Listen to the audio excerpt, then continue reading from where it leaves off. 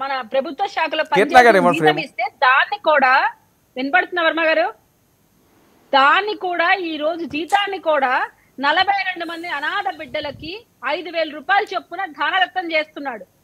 మీరు చూస్తే ఎక్కడ ఏ ఆపద ఉందన్నా ముందు పలికే వ్యక్తి ఎవరున్నారంటే పవన్ కళ్యాణ్ గారు.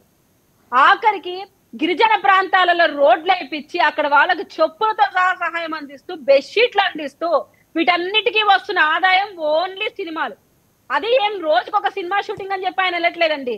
ఇక్కడ జగన్మోహన్ రెడ్డి గారు ఏంటంటే వాళ్ళ భార్య గుడికి రాకపోయినా సెట్ చేయడానికి ప్రజలు డబ్బే. ఆయన పబ్లిసిటీ పేరుతో గోళ్ళకి రంగులేయాలన్నా ప్రజల డబ్బే. ఆయన పేపర్, సాక్షి పేపర్ ప్రజల్లోకి తీసుకుపోవడానికి వాలంటీర్లకు కూడా 200 రూపాయలు ప్రజల డబ్బే. ఇక్కడ నుంచి 5 కిలోమీటర్లు స్పెషల్ ఫ్లైట్ లో వెళ్తాడు. కీర్తన గారు అది చాలా సార్లు మాట్లాడుకున్నాం. పవన్ కళ్యాణ్ గారి మీద కేసు పడిందట, ఏమైనా భయపడుతున్నారా? అదే సార్ చెప్తున్నాను, ఇటువంటి వాళ్ళంతా కనిపించదు. అక్కడ వెక్కిల్ డాన్స్ లేస్తా, కుర్రపొంది లాగా డాన్స్ లేస్తా, రోజా కనపడదు. సరే ఏంటి ఆ రకంగా మాట్లాడకండి.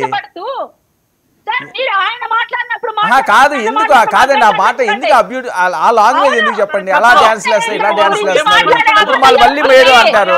కాదండి నేను అనేది ఇప్పుడు వినండి, ఇప్పుడు ఆ రకంగా ఎందుకు మాట్లాడటం?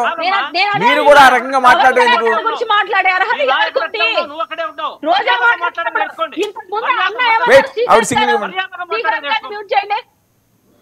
శ్రీకాంత్ అన్న ఇంతకు ముందు ఏమన్నాడు? అనితమ్మ జగన్మోహన్ రెడ్డి గారి అమ్మగారిని తక్కువ చేసి మాట్లాడింది. ఎందుకు మాట్లాడారు? దానికి ముందు అనితమ్మ గారిని మీ అధికార ప్రతినిధి ఒక ఆమె కూర్చొని పచ్చి పూతులు, అసలు ఆ మాటలు మనం వినలేం. అటువంటి మాటలు మాట్లాడితే అనితమ్మ అని అంటే నేను అందరికీ అమ్మనైపోతానా అన్న సందర్భంలో ఆమె చెప్పిన మాటను తీసుకొని వచ్చి ఇక్కడ కౌంటర్ చేసి మాట్లాడాడు. అదే రోజా అనిత గారిని ఎన్ని మాట్లాడినారు? ఆ మాటలు కనిపించవా మనకు? అండ్ స్ట్రైట్ ఫార్వర్డ్ మాట్లాడాలి, డైవర్షన్ మాట్లాడకూడదు అన్నారు. స్ట్రైట్ ఫార్వర్డ్ డైవర్షన్ మాట్లాడకుండా నేను స్ట్రైట్ గానే మీకు పిక్స్ పెట్టాను.